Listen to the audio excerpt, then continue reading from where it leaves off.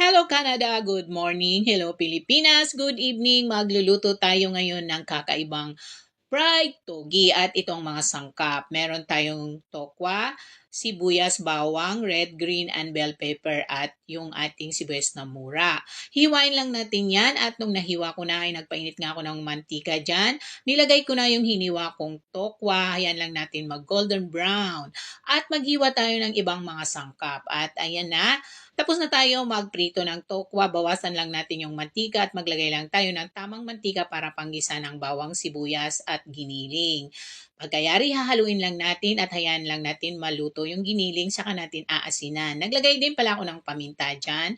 At yung carrots, hiniwa natin ng pahaba yung green bell pepper at red bell pepper at haluin natin. Shoutout sa lahat, habang nagigisa ako, ilalagay ko na yung toge. Yung toge ay hindi natin lulutuin masyado yan, medyo half cook para maging crunchy pag kinain.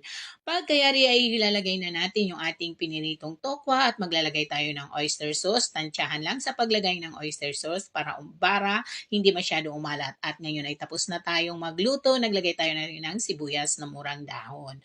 At kakain na tayo. Shoutout sa lahat. Hindi ko na kayo isa-isahin. Napakasarap nito. Lutuin nyo na. Pwede nyo rin balutin ng lumpia wrapper at gawin yung lumpia prito. Yummy! Kain na tayo. Okay na to. Bye-bye. Love you.